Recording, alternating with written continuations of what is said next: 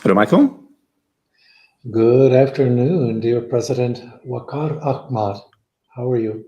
I'm very well. Nice to see you. Well, great to see you again. I welcome everyone, all of our guests, to our session this afternoon. I'm very pleased to be here today to serve as the moderator for this session. I am a member of our faculty in computer science, and I serve as the chair of the Senate. And I've been asked to have this interaction to help introduce our president to the community and to address some of the questions that our prospective students have submitted to us recently.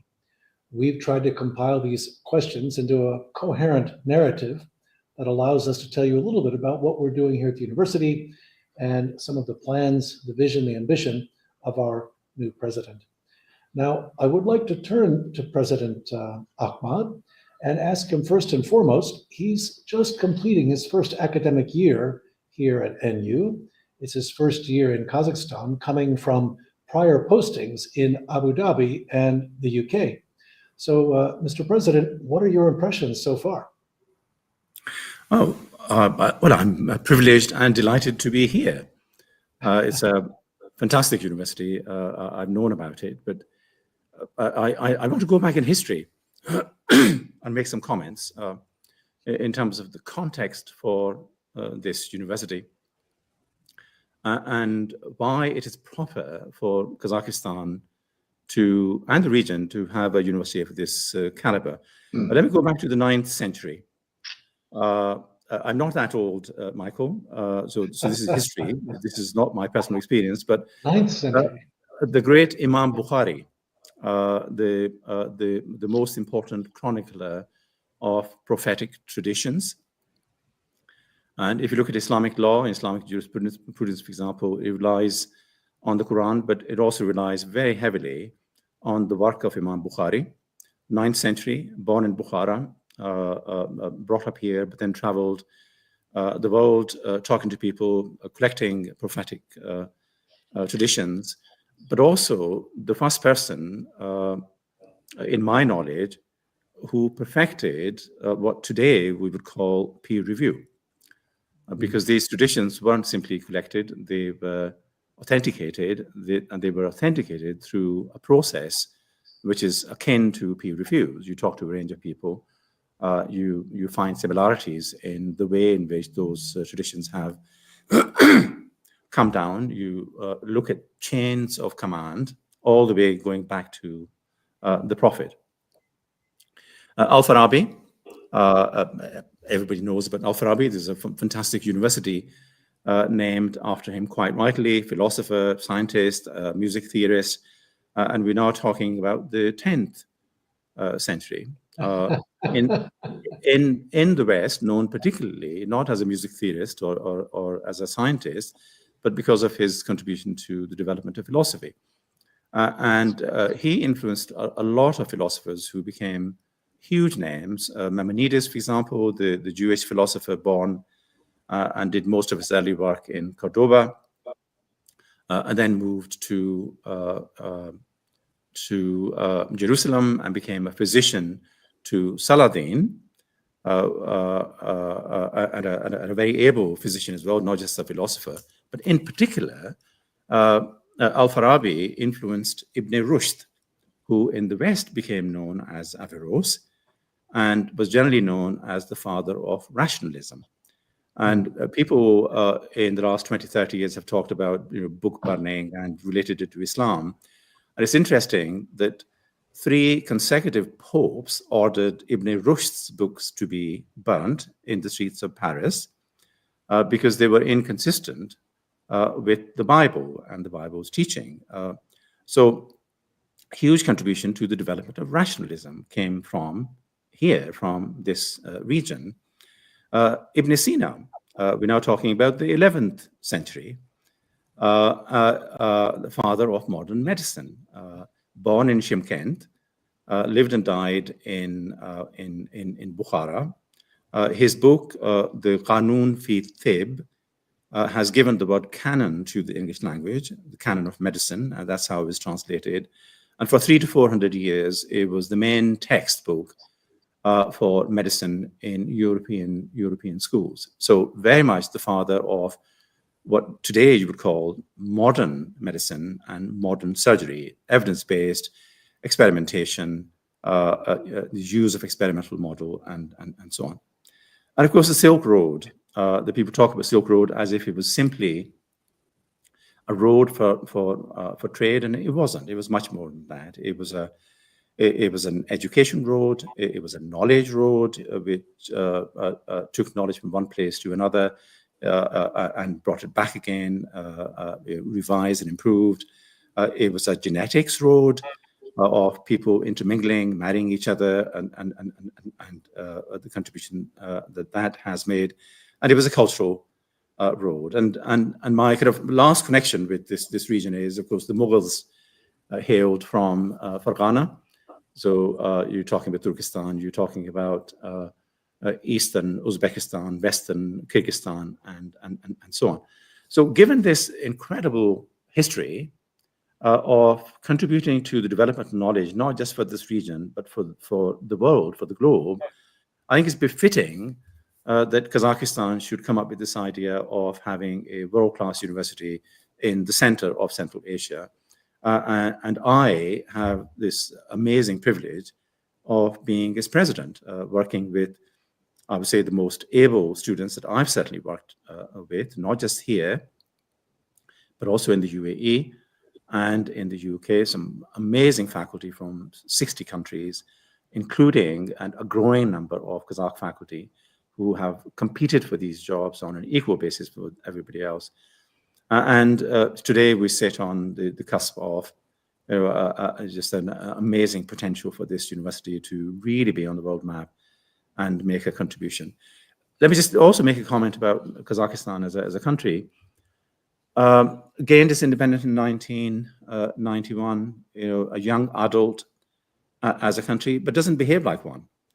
If you look at the development in the country, look at the development of this new shining capital, Astana, the governance structures, the investment in education, the development of an independent foreign policy, whilst you've got two incredibly powerful world powers, one to your east, one to your north. So I've got tremendous admiration for the country, its ambition, and its potential, and I feel lucky to be able to be here and to play some part in securing a great future for the country. Well, thank you, President Ahmad. That's an extraordinary rendition. I didn't realize we'd get a full-on history lesson as part of this. You certainly come to us extremely well prepared, and you've made a very good point. We have a more than 1,000-year legacy of excellence in education. And that brings me to my next question. There's been a lot of discussion about recent achievements of the university. We're a young university in a young country. The university is now about 15 years old, and yet it achieved an extraordinary outcome in that it has been recognized by the Times Higher Education Global Ranking as the leading research university in the country, in fact, in the region, by a considerable margin. Yep. But in spite of that achievement, you have stated on the record recently, emphatically, that the university can do even better. So I would like to put to you the question, what strategies are you deploying to further improve our rankings? University is, and you and I have had a conversation about this before, Michael, universities are about the creation and dissemination of knowledge, full stop. That's their job. And so the creation of knowledge has to be absolutely fundamental. It has to be at the heart of the institution. If you're not creating knowledge, then you're a technical college or you could be a school, but you cannot be a university. So what's good about the university is that it is in the habit of creation of knowledge, a very good faculty. They compete for jobs. Competition for jobs is intense. I think people might underestimate how popular this university is, how good it is at attracting talent. I was talking to one of your colleagues, one of your heads of department in the School of Engineering and Digital Sciences, about some posts that he was filling, and a post that he was filling, and he said he had 150 applications, and there were a large number of colleagues who were appointable. So the creation of knowledge is part of the habit, is part of the culture of the institution, and that also then leads to teaching. That our teaching is not like teaching in many other universities. It is research-led teaching. So students are learning the latest knowledge. They are being taught by people who are in the business of creation of knowledge, but they also participate in knowledge creation. So a lot of the young people are involved in research teams from year 1 or year 2, but 25% of the students end up with publications by the time they graduate, undergraduates, and there are very few universities in the West, including ancient universities, which can boast that. I have said that the university needs to do better, and it can do better. I think for a 14-year-old university, it is a matter of pride that we are ranked in the top 600. My own view is that we are a better institution than is reflected in those rankings. Now, if we are to go up in those rankings, we will go up in those rankings on the basis of substance. There are no games to be played here. And the substance would be that we will develop further our teaching, our programs. We will make sure that our teaching, the pedagogy, the quality of delivery, the use of educational technology, AI, etc., is absolutely at the cutting edge, and that will enhance our reputation as an institution which takes teaching seriously. In research, the mantra that we use internally is world standards and local relevance, or international standards and local relevance. Any research that we undertake needs to be judged on the basis of the contribution that it makes to knowledge and the impact it has on economy and society. Right? So it needs to be relevant locally. So we're not going to be doing esoteric research. I don't have anything against it. There are a lot of universities which make a fundamental contribution to the development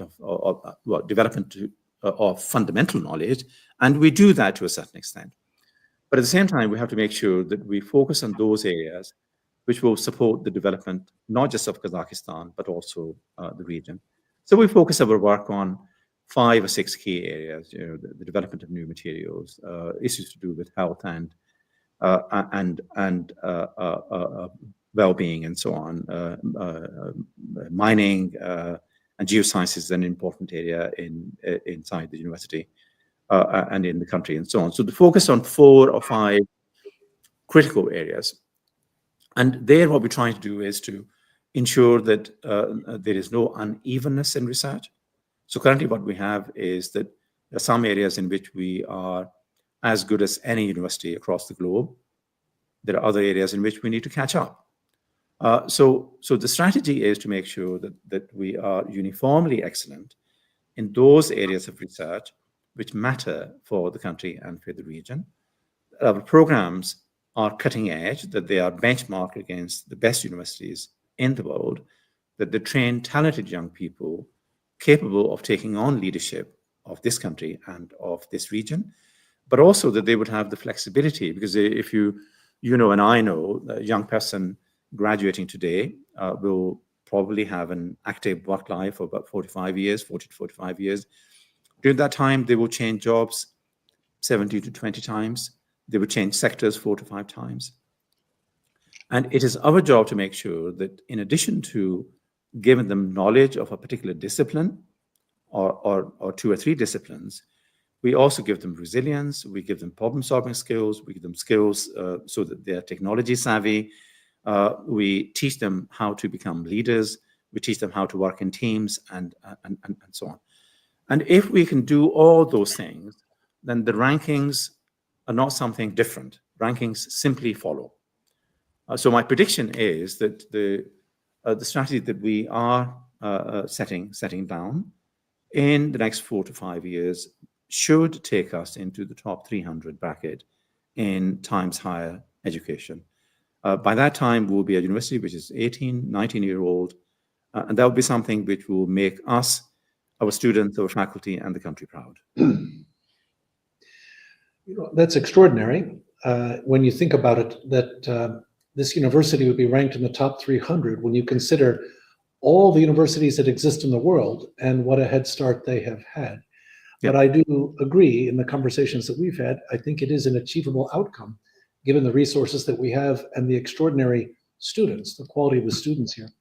You mentioned something as a follow-up question, I'd like to come back to it. You mentioned that our faculty are from around the world, more than 60 countries, and they're research active to an extraordinary extent, that our educational programs are infused with research of our faculty. What percentage of the NU faculty would you say are research active? Well, all of them. We have a really small proportion of instructors, and they do an important job. Their job is predominantly to teach. A number of them are also research active, and that's a great credit to them. But everybody who's appointed on the professorial rank, assistant professor, associate professor, or full professor, the expectation is that they will be research active. So the challenge that we have at the moment is how to develop young academics who are joining the university, how to make sure that they have senior colleagues who can hold their hand, who can mentor them, who can guide them.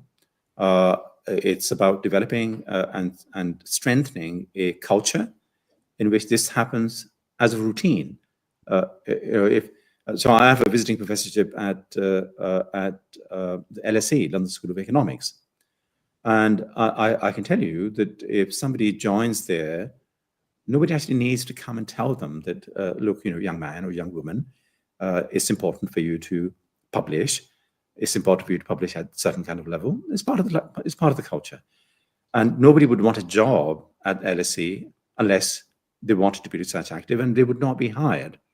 And I think we need to make sure that that is the culture in this place, that young people, young academics want to come and join us because they feel that we will look after them, that we will help them develop a strong CV, such a strong CV that if they want to leave, that they will leave for top institutions. We don't want to hang on to people because they can't have a job elsewhere. We want to hang on to them because this is the right place for them to make a contribution to the development of knowledge, to the development of young people and talent and fantastic graduates and great alumni, to the development of economy and a society.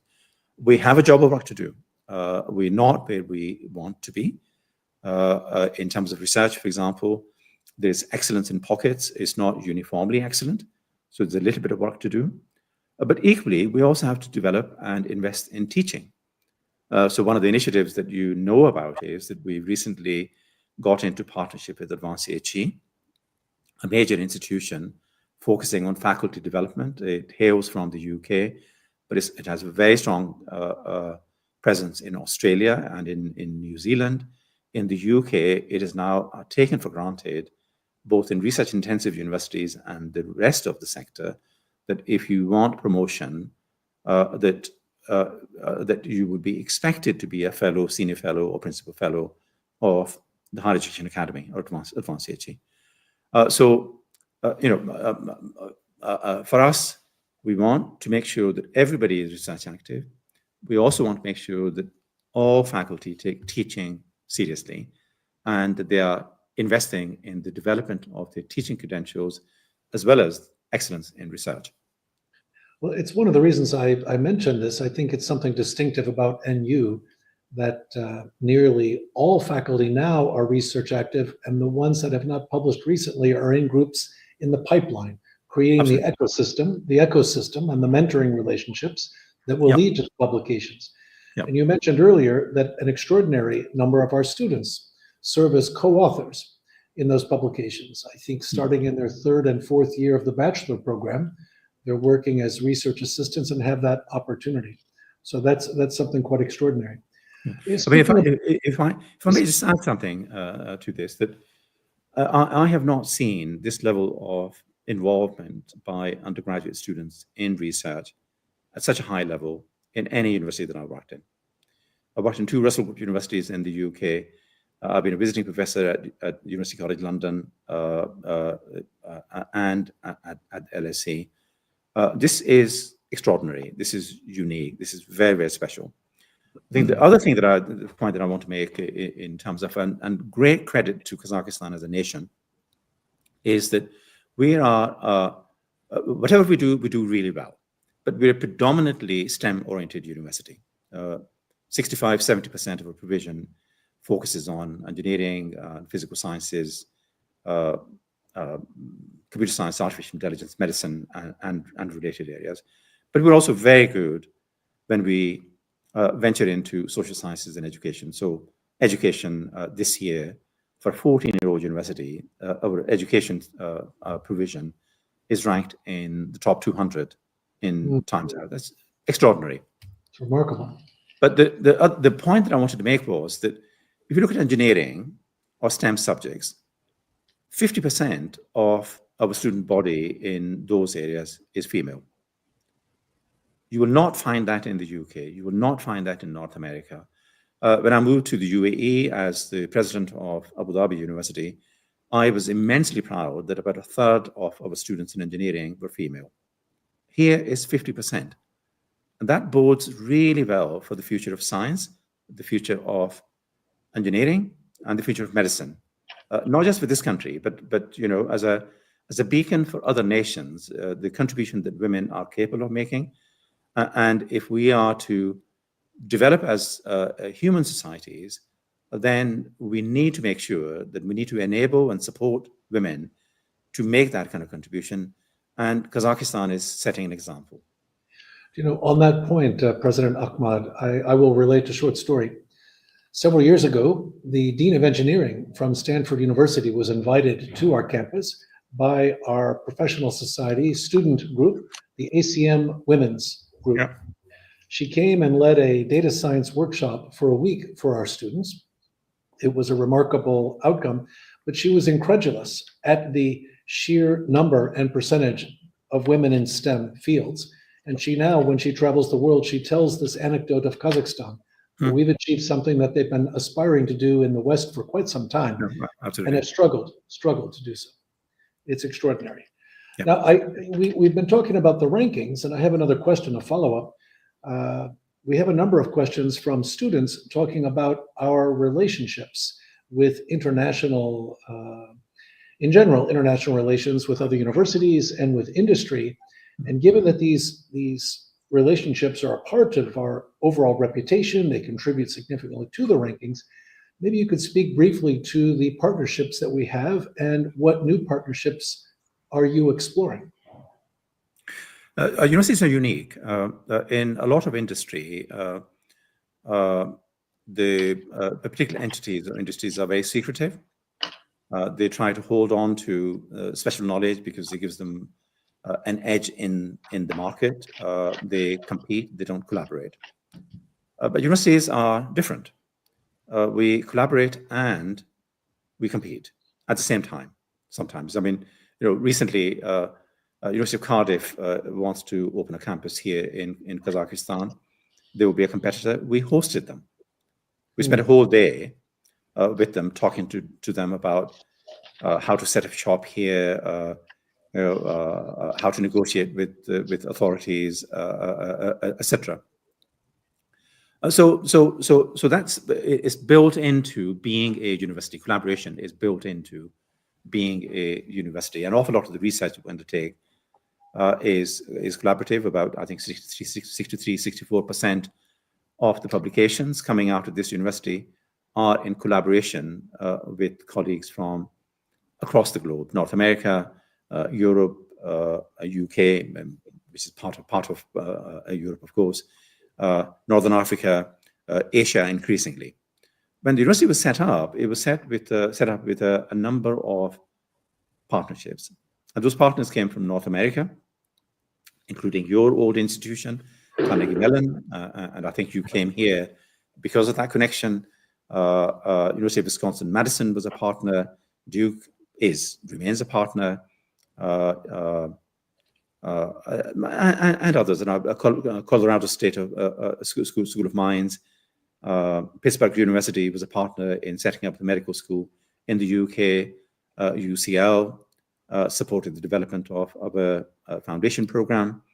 University of Cambridge held our hand, and actually the first provost who was hired here came from University of Cambridge. Those were very special kinds of partnerships. They were partnerships intended to hold our hand, help us mature, make sure that we are setting up policies and processes which would be internationally respected, that our programs are benchmarked against the best provision internationally, that we hire credible faculty with credible research backgrounds who would be respected as collaborators in the top universities across the globe.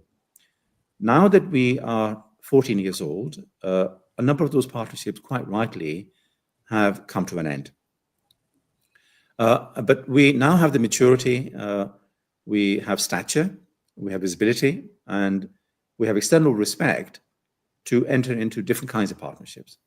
So if I give you one example, there are others as well. We are a founding member of the Asian Universities Alliance. 20 years ago, if you were thinking about leading universities globally, you would look to the West. You look to North America, you look to Britain, you look to Europe, and so on. You would not look at this region.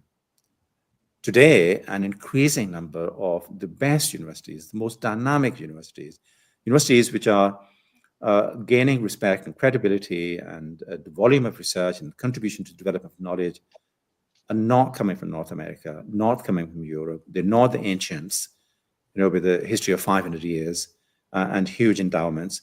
They're coming from this region. It's the Tsinghua, it's the University of Tokyo, it's Peking University, it's the Hong Kong University of Science and Technology, it's the National University of Singapore, and so on. So we are in this privileged position of being a founding member of the Asian Universities Alliance. It started off with 14 universities. Qatar University has recently joined as an associate member. It gives us huge privileges. We can develop joint research. We have student exchange programs. Next month, I am attending the President's Forum in Tokyo, with the main item of discussion is the development of artificial intelligence and the contribution that these 14 universities collectively and individually can make to the development of this incredibly important technology, which is going to imbue pretty much every aspect of life that we can imagine. But I also want to mention other types of partnerships. So our focus up till now has been on research partnerships, and as I said, in the early years, about the development of the university, every aspect of the development of this university. As we begin to take ourselves more seriously as an equal player, we're developing new partnerships of equals. So currently, for example, we are in discussion with, I probably shouldn't mention name because nothing is signed yet, a university in the top 50 within this region on a dual degree in undergraduate degree, dual undergraduate degree in business. We are in discussions at a pretty advanced stage with a leading university in the UK to develop a master's in diplomacy. And there's a degree with the Russell Group University, which will be a dual degree. Students will spend half the time here, half with the partner institution, finish with 2 degrees in Eurasian studies, an undergraduate degree in Eurasian studies. These are very significant partnerships because what we are not interested in is articulations where there's a low-ranked university which does the first 2 years and then gives their students to a higher-ranked universities, and they finish with a degree from the higher-ranked universities. These are equal partnerships. The programs will be conceived together, they will be taught together, and students will either get a single degree with 2 stamps on it, or they will get degrees from 2 institutions. And it's an important marker internally and externally that we're a serious player, that some of the world's best universities want to enter into this kind of mature partnership of equals with us. And over the years, you will see, and colleagues and students outside will see more and more of that. It's good for our students, it's good for our research, it's good for Kazakhstan, it's good for the region. You know, you mentioned these things, and I think an important detail there is that it's a form of recognition, respect, external validation, that we have these kinds of relations, that these high-ranking institutions would like to work with us. But on the subject of external validation, that brings me to a question that has been raised many times regarding accreditation. For example, the university is currently undergoing many simultaneous reviews, external reviews of its programs and the university as a whole. So can you bring us up to date on the status of those reviews, of those accreditation exercises? I can. I can with pleasure, and it's something that I take very seriously. So my previous role as the president of Abu Dhabi University is a smaller institution than Nazarbayev, but for its size, it was the most heavily accredited institution in the UAE and one of the most heavily accredited institutions in the Arab region. And it was important for us. It was important for the university's credibility. It was important for our students because what it shows is that your degree has legs, it travels. You can take a degree. If I give you an example, our degrees in business management are accredited by AMBA, the MBA program. It's a tiny handful of something like 300 institutions across the globe who have that accreditation. So it's a marker of respect. It's an indicator of quality, and it gives some reassurance to the students that if you come here, then you can be sure that we are following international standards. The same school, the Graduate School of Business, is now halfway through accreditation process with AACSB. AACSB is regarded as the gold standard as an accrediting body for business and management related areas. In engineering, we submitted applications for 13 subjects to ABIT, gold standard for physical sciences and engineering and computer science. And they came back and they said, far too many. Can we do 7 now and come back with another 6? And that's fine. So we've got 7 applications currently with ABIT, and they will take their course. It usually takes a couple of years for the whole process to go through. Our medical degree is the only degree with North American accreditation. Our teaching hospitals are the only teaching hospitals in the region in Central Asia with North American accreditation as teaching hospitals. As an institution, we expect to secure the QAA accreditation for the whole institution. That is the main accrediting body in the UK. So every UK institution would have QAA accreditation. We will do more as we mature. One of the reasons why we don't have more programs matured with accreditation is that there are certain stipulations which include that you must have graduated so many cohorts of students before you can come and secure accreditation. But it is important for us as an external marker of an external validation of the quality of our programs. Thank you. That's very thorough. It's astounding to me to see it in progress, that there are so many ongoing simultaneously. And with, as you've mentioned, the gold standard institutions for each, agencies for each. Yeah. There's a reference here, an implication about leadership. And I have a couple of questions about leadership. In particular, the provost of Nazarbayev University recently retired. And there's an active search, a global search. And I wonder if you can bring us up to date on that search and maybe describe the profile of what would a successful candidate look like. Well, I still have to forgive Professor Ilisamni Adesida for leaving us. He served us wonderfully for 9 years.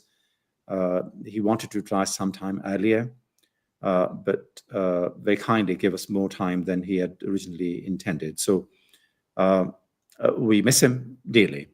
He left in December.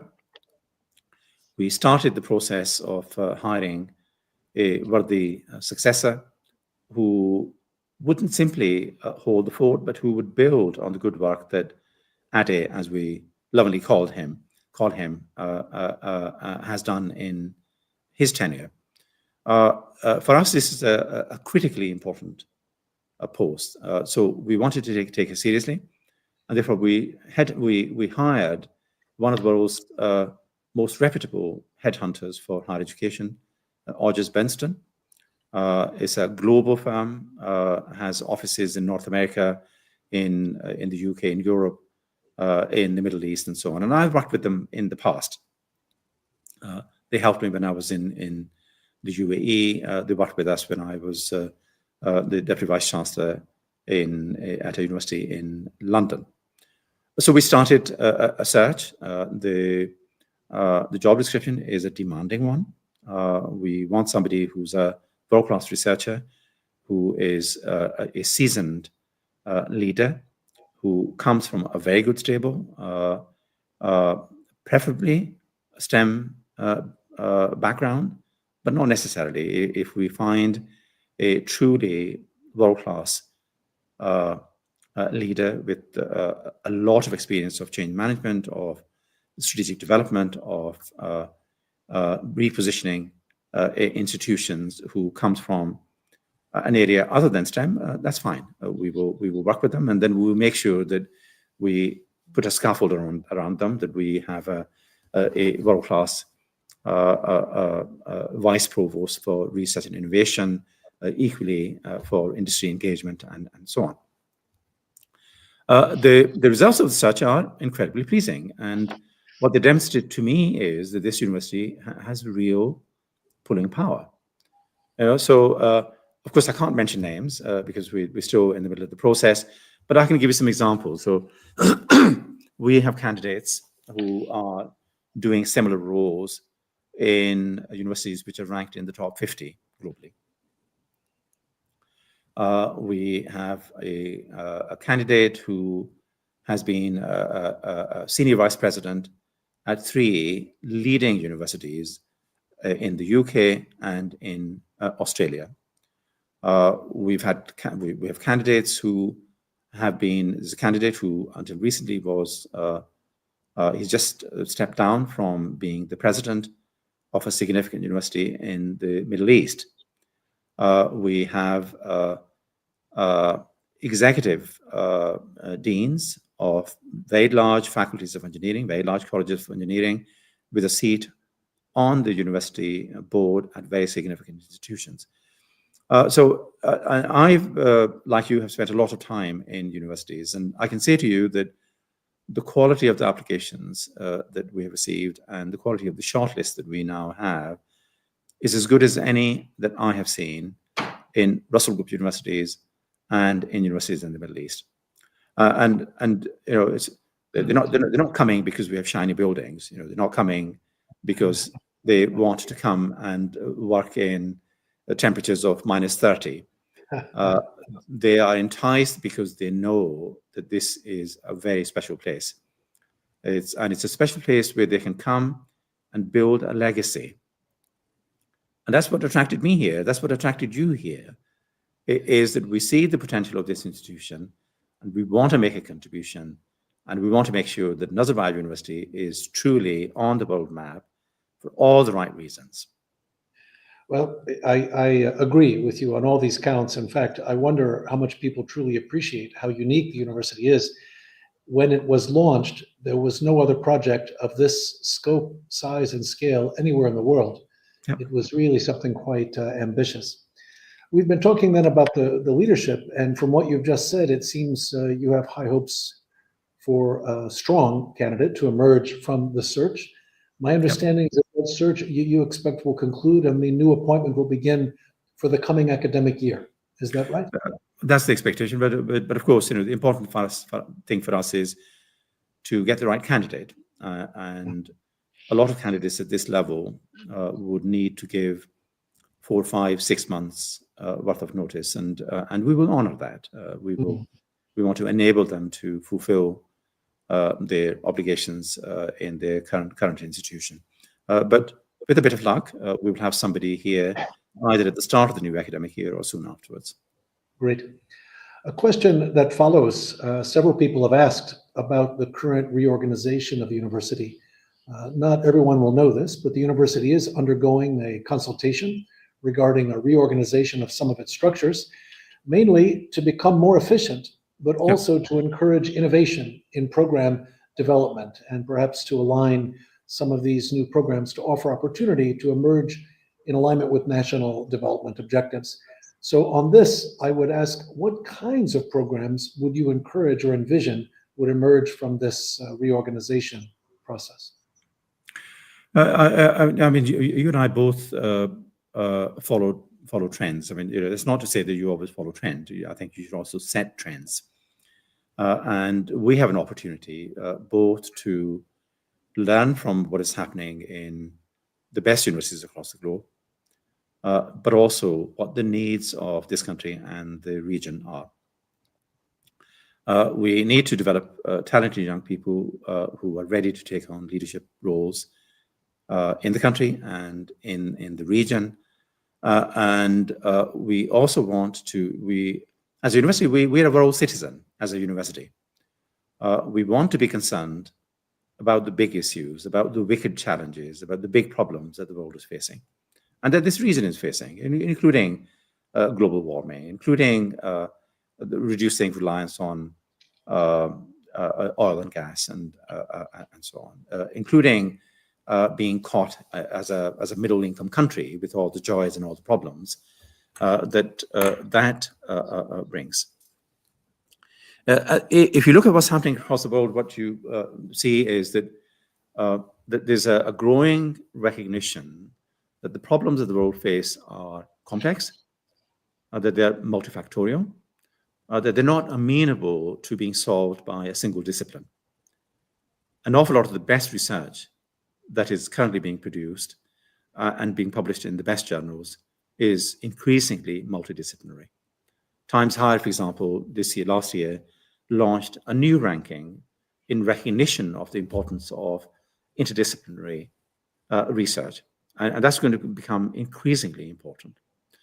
So for us, I think the challenge is how to make sure that we are developing young people in terms of the programs that we offer, which give them the skills for the next 50 years, which allow them to learn not just about a single discipline, but about a variety of. So take an area like your area, computer science, data science, artificial intelligence, and name me one area, one discipline which cannot benefit from collaborating with computer science and artificial intelligence, data science, right? So at the moment, we're not doing it. And I think it's remiss of us not to enable young people who want to be world-class doctors also to be able to utilize these new technologies, which is going to become increasingly important in the diagnostic process, in the development of treatment, in the development of rehabilitation for disabled people in an aging society, issues of disability, and keeping people active and giving them resources to have active lives are going to become increasingly important. So the new structures are designed, and we're still going through consultation, and they'll be refined through the feedback. They are designed to allow us to develop provision which is interdisciplinary or multidisciplinary, which gives us critical mass in key areas of concern to economy, to society, to the region, and to the world, and which begin addressing those questions both through teaching and through research, and the outreach that we have, the knowledge transfer, working with industry, working with the government, and so on. We've got a fantastic School of Public Policy. We've got a School of Education. We have a School of Medicine. All of them work very, very closely with their stakeholders, the policymakers, the higher education sector. We take the task of developing and contributing to the development of an integrated healthcare system here very, very seriously. So that's what the structure is, the new structure is intended to do. And it will take time to embed. It will take time for us to have a critical look at our programs and then say, what are the kind of programs which are going to serve our students well, for the next 5 years or 10 years? How do we move to them and so on? But the structure is designed to enable us to do that critical thinking and to move in that direction towards better programs, programs which are better adapted to the needs of society today, but also to fantastic interdisciplinary research. Well, thank you. And I think you've actually anticipated a couple of the questions that had been submitted by students. For example, how you might describe the core research strengths of the university, and then what your vision would be, say, 5 years out on the event horizon. Which fields do you think will emerge as perhaps areas where we would be the most competitive? Yeah, and as you know, so the current focus of research is on 4 or 5 key areas. We're not a large enough institution to be making a world-leading contribution to, say, 20 key areas of 30. We don't have the capacity of an Oxford or an MIT or a University of Birmingham even. We're a small university. We have to be niche. We have to identify the areas in which we want to make a contribution. Some of those are in the social sciences. A lot of them are in engineering. And so at this stage, I am not envisaging us ditching some areas and coming up with new areas. In terms of the restructure, as you well know, one of the colleges that we, or we might call it college, might call it faculty, one of the proposals is that we will take out computer science and artificial intelligence and robotics from the School of Science and School of Engineering and Digital Sciences, and create a separate independent college of computer science and artificial intelligence. It's a hugely important area for the university. It's a hugely important area for the country. So if you talk to ministers, etc., they will say to you, and actually the president has said this, that this is the year of artificial intelligence for Kazakhstan. But you know, AI and digital sciences are not going to go away. If anything, their importance is going to be enhanced in the years to come. So that is going to become, we do very good work in those areas. Our Institute of Smart Systems and Artificial Intelligence is doing cutting edge work, and you've contributed to it yourself. For example, on the 12th of December of last year, we launched the first Kazakh language large learning model, LLM. In terms of its performance, it outperforms ChatGPT for Kazakh language. Huge contribution. Two other models have been launched since then, but we're only beginning in that area. You know, there's a huge amount of work that we can do in terms of program development. So at the moment, for example, we don't have a master's program in artificial intelligence. We don't have an undergraduate program in cybersecurity or an AI.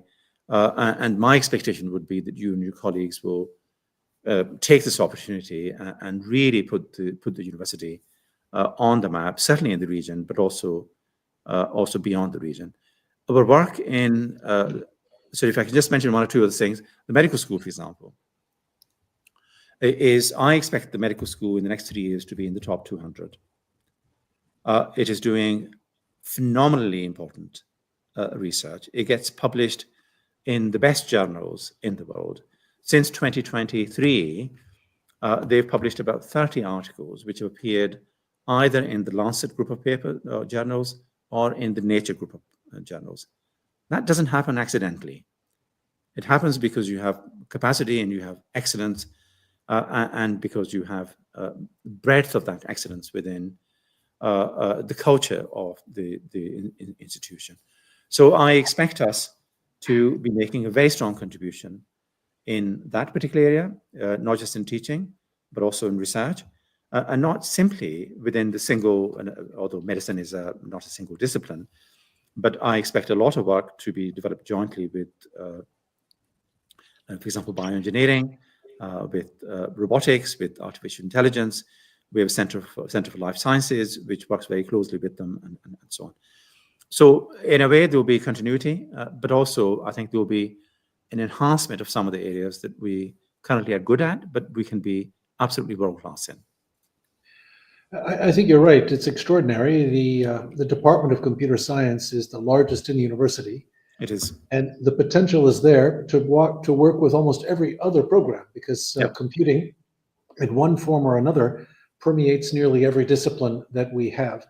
So a structure that enables that kind of cooperation and collaboration is certainly worthwhile. I know that the head of the department has already put forward half a dozen variants of programs that could emerge under the new framework. That leads me to another question regarding the faculty. We've talked about how we have a large community of research active faculty in the range of 500 or so, and the expectation is that they are all research active. You've mentioned the impact factor of the journals where they publish, so the external validation is quite high. But I wonder if you can address briefly, we're very far away from some of these other centers that you've mentioned. How does the university attract and retain the kind of high quality faculty that we need to achieve the ambitions of the country?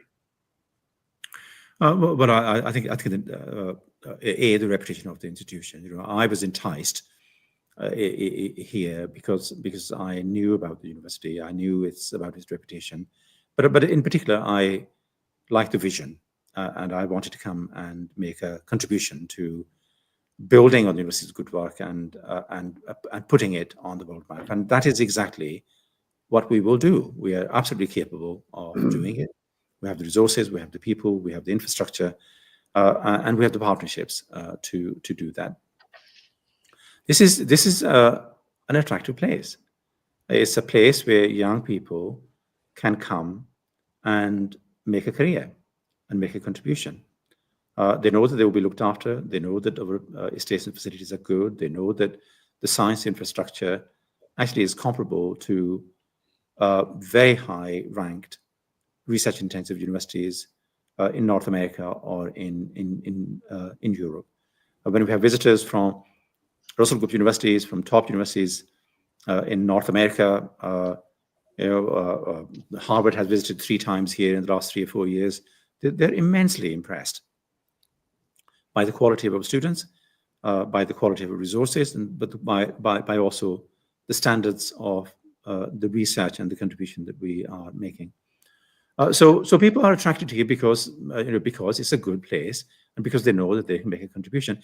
May I just add something that you haven't asked me about this, but I think it's important. One of the critical challenges for us is how to indigenize this university. You and I are both from other lands.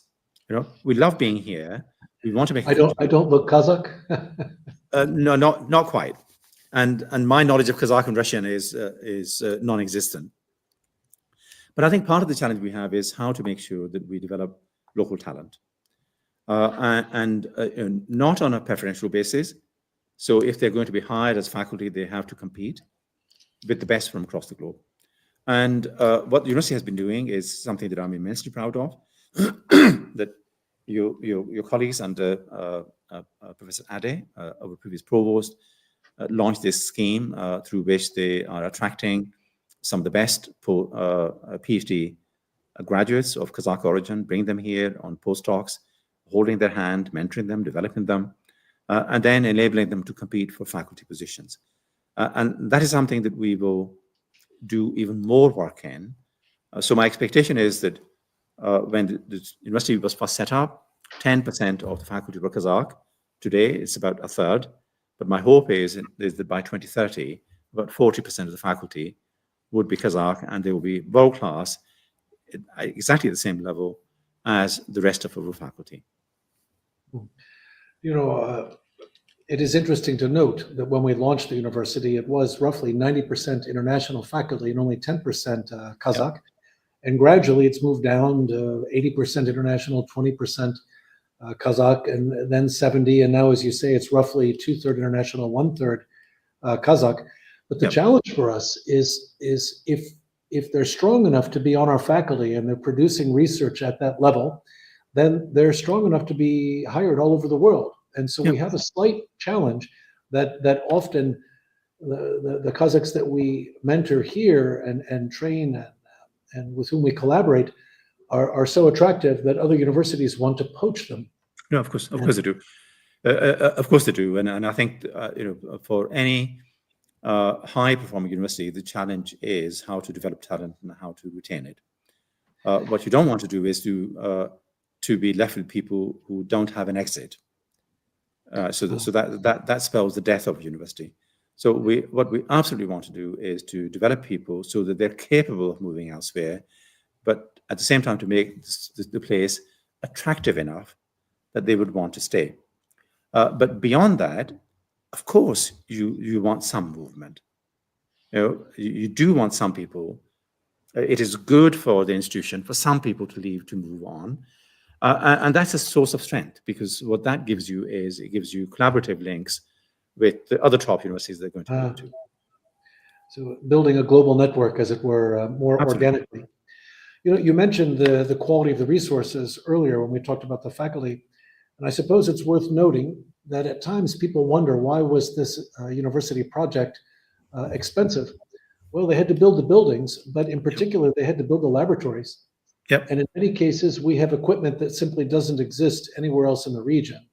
And I have to say that came at some cost of both money, but also effort in order to acquire this, install it, manage it, and then put it into useful operation. But I think it's one of the attractive elements for the young faculty. Well, it is, Michael, but if we just interject, but the other important thing is that we are a resource for the country. Our doors are not locked. So you're talking about, in particular, what we call the core facility, which supports physical sciences and engineering in particular. And as you know, at any given time, we would have something like 40 researchers from other Kazakh universities who come and use the resources. We don't charge them any money. We provide them with facilities free of charge. They have access to lab assistants and others to assist them and so on. So it's an important resource for the whole country. Indeed, I think that's quite significant, the collaborative research with the other institutions and the ongoing exchange. Well, we've talked about this, and we've now kind of reached into, we've talked about why it's attractive for faculty and for leaders, but maybe for the Kazakh high school students, what is it about NU that's attractive? Why are they applying in such large numbers? What would you say about the appeal of the institution for them? Well, last year's intake was the largest in the history of the university. And my colleagues rightly were patting themselves on the back that, that we're good enough and attractive enough that more than ever, that we have the largest number of applicants and the largest intake in the university's history. What's pleasing for me is that applications so far are about 20% up on last year's applications. Right? So people know, young people are smart. They make sound decisions. They very often make those decisions because somebody has been here and they have said good things about the university, but they also look at the media, they look at statistics, they look at employability figures, and so on. So if I just mention our employability figures, this is the proportion of graduates who, after a year, and we use a much tougher definition than is used in the UK and in North America, for example, the proportion of graduates who, after 12 months of graduation, are either in a relevant full-time job or in further studies, has hovered between 98% and 99%. Wow. With the exception of 3 years, which were affected by COVID. MIT would be happy with those figures. Oxford and Cambridge would be happy with those figures. So young people know that. Young people know that if they come here, they're not going to have an easy life. They're going to have an enjoyable life, but they would have to work their backsides off in order to secure a good degree. But if they can do that, then they will be highly employable. Good employers will compete for their services. But equally, they would have the credentials to take on a master's program with us or go on to a PhD with us. And if they don't want to do that, they will have a place at some of the best universities across the globe. So I think you know this as much as I do, for example, that in the last 2 years, 3 of our graduates have secured fellowships at Harvard, 2 of them in the medical school. That is as competitive as it gets, Michael. But our graduates are good enough to secure those kinds of positions. So the other thing that I want to say is that you know the history of this university, that it developed out of a repurposing of the Bolshak funding for undergraduates. So that was the bulk of the funding which was diverted to this university that the country recognized that they couldn't keep sending the best talent abroad for all kinds of reasons. They needed to build domestic capacity and hence the birth of this university. So we get the best students in the region. And I would say to you that the quality of students that I see here is probably better than what I saw at the Russell Group universities that I worked in the UK, and probably better than students we attracted at Abu Dhabi University. They really are world-class students. You know, I sometimes tell my students the story that I think they're amongst the best I have taught, and better on average than some of the cohorts that shall remain nameless now, but they compete well. Yeah. In fact, that kind of leads to the next question. I know we're nearly out of time, but I have a few more questions that students had submitted. But one has to do with internationalization. We know that's part of the rankings.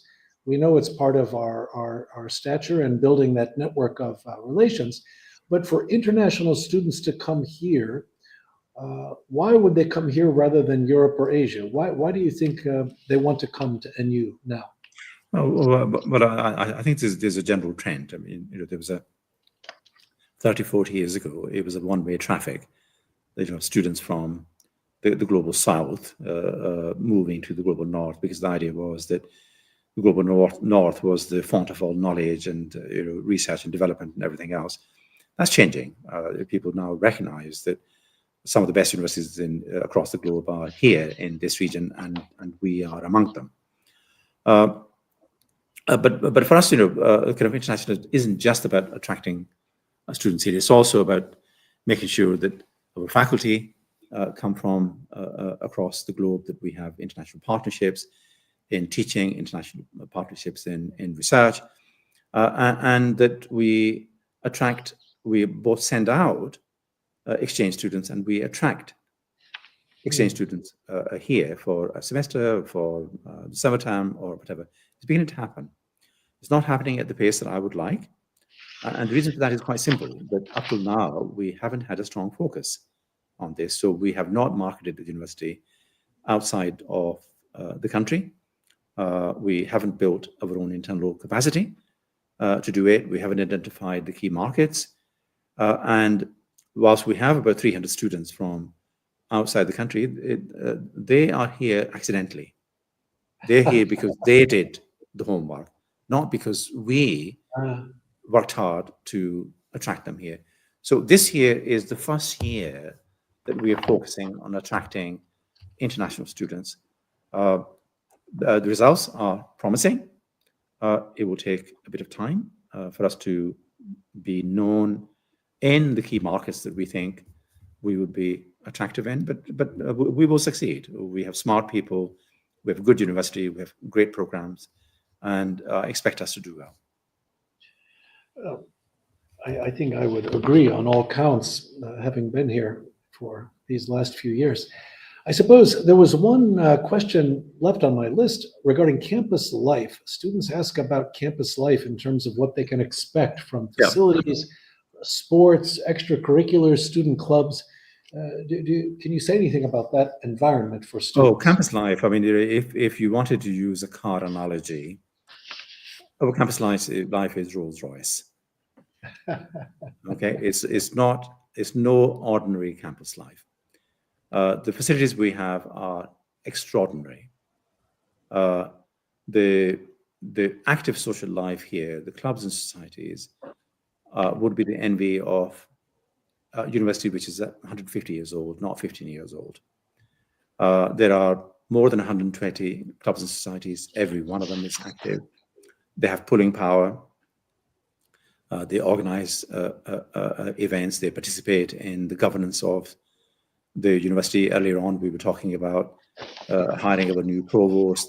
The president of the student government is going to be sitting on that panel, and she will have an equal vote in making a decision about which person to hire. In fact, she will be co-chairing one of the panels. The panel, which will focus on teaching, learning, and student life, will be co-chaired by her and a senior university colleague. The facilities, we have facilities here for 5,000 students. It's like a large village. With all the facilities that a village needs, it's got healthcare facilities, it's got sports facilities. We have a full-size, active, tiered cinema here, which is run by students. There are shops for basic groceries, etc. There's a beautician, there's a barber. You can buy flowers here if for special occasions. The flower shop did a very good trade on Valentine's Day. A few days ago, there's a bank on campus. There are more than 20 eating places and so on. It's a small city.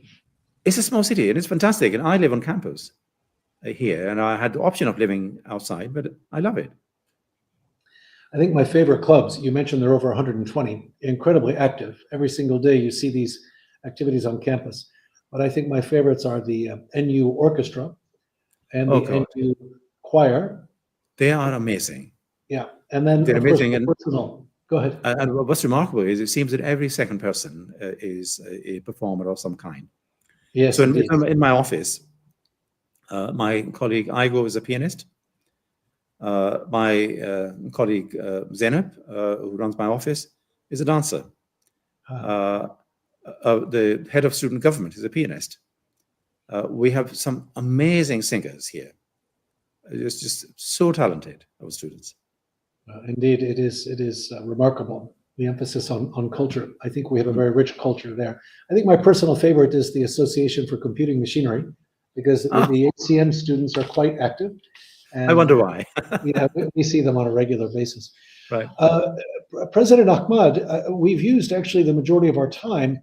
You've covered all the questions that people had submitted previously that they wanted addressed.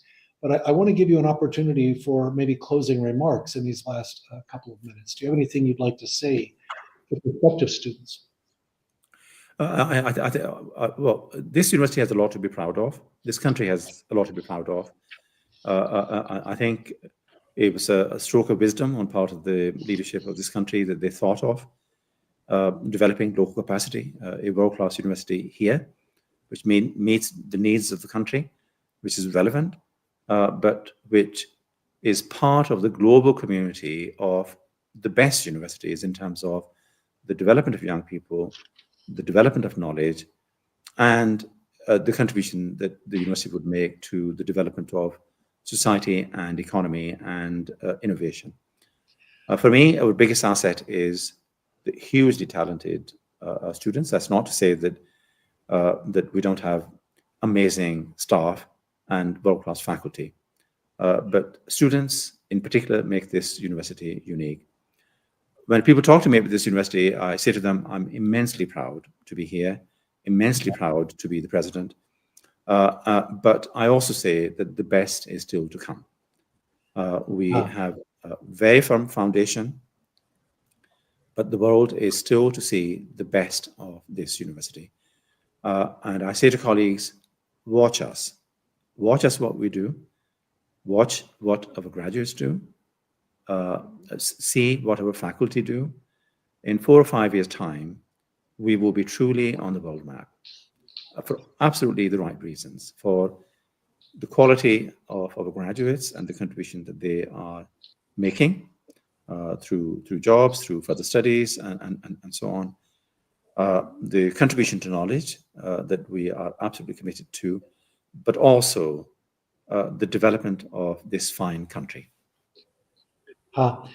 That's marvelous. I agree. I'm quite proud to be here at the institution, and I think it has made great strides, but I would agree, I think we can do more. I have one more last question they're trying to slip in, has to do, apparently this comes from outside. What are we doing, what can we do to engage more closely with Kazakh scientists who are abroad?